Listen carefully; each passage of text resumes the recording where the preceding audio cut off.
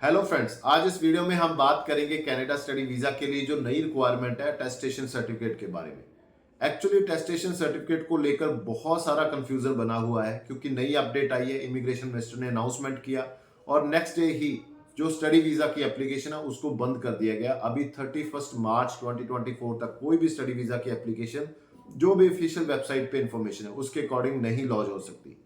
जहां पर दो कैटेगरी बना दी है, एक स्टूडेंट जिसको टेस्टेशन सर्टिफिकेट की जरूरत नहीं है, दूसरा जो स्टूडेंट अप्लाई करेगा उसको टेस्टेशन सर्टिफिकेट चाहिए। पहला ये कंफ्यूजन है कि कौन से स्टूडेंट्स को चाहिए, कौन से स्टूडेंट्स को नहीं चाहिए।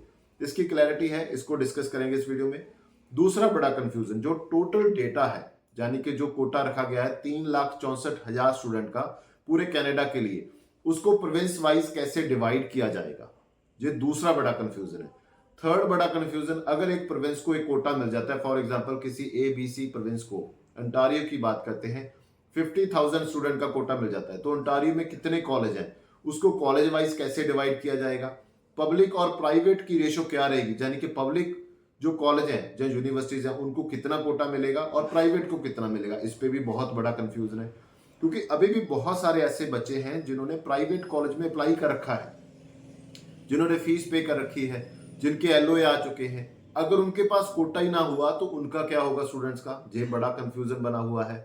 इसके बाद जो थर्ड बड़ा कंफ्यूजन है, पहले किसको टेस्टेशन सर्टिफिकेट मिलेगा, जिन बच्चों ने फीस पे कर रखी है, जिन बच्चों के LOA आ चुके हैं, जिन बच्चों की फाइल लॉन्च होने वाली है उनको मिलेगा, या जिन बच्चों ने अभी ऑफर लेटर अप्लाई करने हैं उनको मिलेगा।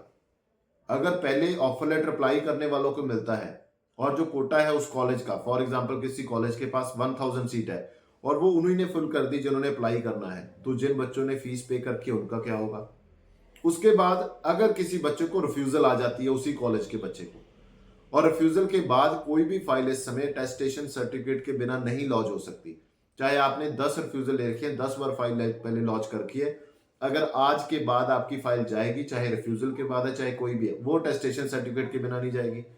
अभी उनका क्या होगा जिनको बाद में रिफ्यूजल आएगी, उनके कोटा का क्या होगा। यानी कि बहुत बड़ा कंफ्यूजन है। बहुत सारे बच्चों से मेरी बात हुई है इसके रिगार्डिंग, बहुत सारे कंसल्टेंट जो हमारा ग्रुप बना हुआ उनसे बात हुई है, कॉलेज के रिप्रेजेंटेटिव से बात हुई है कि क्या हो सकता है आने वाले दिनों में। इस वीडियो में पूरा डिस्कस करेंगे। पहले एक बच्चे से बात हुई, एक कंसल्टेंट से बात हुई, एक रिप्रेजेंटेटिव से बात हुई, उनके बारे में मैं बता देता हूँ। कुछ बच्चों का ये कहना है या कुछ कंसल्टेंट का ये कहना है कि जो क्यूबिक का मॉडल है उसको एज इट इज फॉलो किया जाएगा। क्यूबिक के मॉडल में कोई कोटा नहीं था। पहली चीज, क्यूबिक में मॉडल में हमेशा क्या होता था कि अगर बच्चा अप्लाई करता था आपको मिल जाता था। उन्होंने ये नहीं देखना कि किस कॉलेज की कितनी एप्लीकेशन आ चुकी हैं, हमारे प्रोविंस के लिए कितने बच्चे ही अप्लाई कर सकते हैं, हमने किसको बुलाना है, ऐसा नहीं था। क्यूबिक के पास जस्ट परमिशन के लिए जाते थे और वो परमिशन दे देते थे, CAQ जिसको हम बोलते हैं। मगर जहां पर एक कोटा साइन हो गया है 3,64,000 पूरे कनाडा के लिए, उसको डिवाइड किया जाएगा प्रोविंस के लिए। तो अभी वो प्रोविंस ये डिसाइड करेगा कि मेरे अंडर 10 कॉलेज आते हैं या 20 कॉलेज आते हैं, तो मुझे मिला है 20,000, 20 कॉलेज आते हैं, तो मैंने हर कॉलेज को 1,000 दे दिया। जब किसी कॉलेज, जो कॉलेज के पास सीट ज्यादा उसको 1,200 दे दिया, किसी को 800, किसी को 500, किसी को 300। अभी हर एक जो ऑफर लेटर आएगा, जहां अटेस्टेशन सर्टिफिकेट निकलेगा कॉलेज की तरफ से, एक कॉलेज के बिहाफ से, उसका नंबर नोट किया जाएगा कि कितने ऑलरेडी इसने टेस्टेशन सर्टिफिकेट दे दिए हैं। तो ये एक बड़ा कंफ्यूजन वाला मैटर है क्योंकि बच्चों को बाद में रिफ्यूजल आएगा। जिन बच्चों को, फॉर एग्जांपल किसी का 1 मंथ के बाद आया रिफ्यूजल, उस मंथ तक अगर अटेस्टेशन सर्टिफिकेट देना शुरू होगा तो उन बच्चों का क्या होगा। जिनकी फाइल बैकलॉग में चली जाएंगी, 2 मंथ के बाद, 4 मंथ के बाद रिफ्यूजल आएगा, उनका क्या होगा। इन सभी को डिस्कस करेंगे। इस वीडियो को लास्ट तक जरूर देखिए और हमारे इस यूट्यूब चैनल को सब्सक्राइब जरूर कर लेना, क्योंकि जहां पर मेरी कोशिश होती है कि जो भी इश्यूज होते हैं, जो भी नई अपडेट होती है, आपके साथ जरूर शेयर की जाए। बहुत सिंपल वर्ड्स में शेयर की जाए ताकि आप अपने डिसीजन आसानी से ले पाए।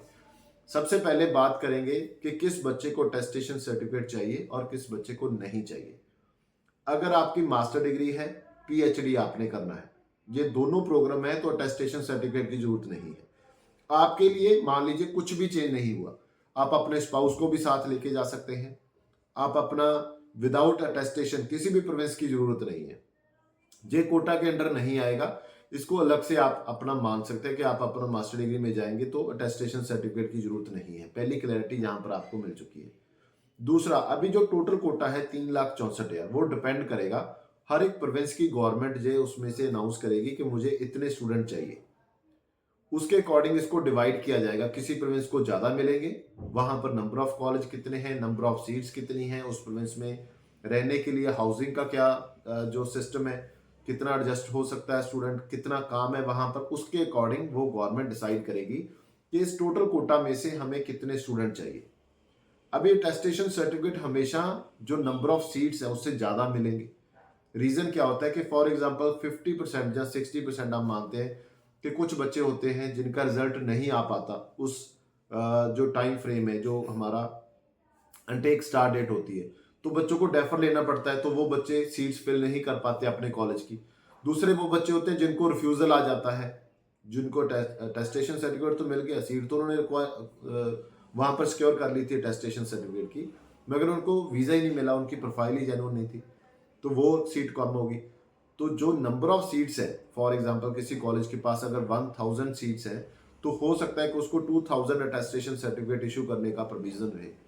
और जो बच्चे रिफ्यूज़ल के बाद आएंगे, या जिन बच्चों ने ऑलरेडी पहले फीस पे कर रखी है, सारा प्रोसेस कंप्लीट कर रखा है, पहले उनको प्रायोरिटी मिले। और इस साल में अगर 3,64,000 की बात करते हैं, इस साल में कितने ऑलरेडी स्टूडेंट्स को वीज़ा मिल चुका है इस अपडेट से पहले पहले, यानी कि जनवरी 24 अनटेक बीसी में कंसिडर होगा, मई 24 अनटेक बीसी में कंसिडर होगा, सितंबर 24 अनटेक बीसी में कंसिडर होगा। जो पहले बच्चे हैं जिन्होंने इन इनटेक में ऑलरेडी वीज़ा सिक्योर कर रखा है, वो कितने नंबर ऑफ स्टूडेंट है, किस प्रोविंस में से कितने आ चुके हैं, ये भी इनको देखना पड़ेगा।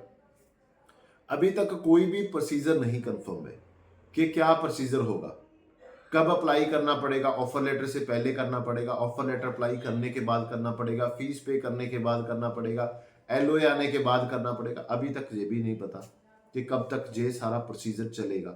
दूसरा, इसमें कितना समय लगेगा।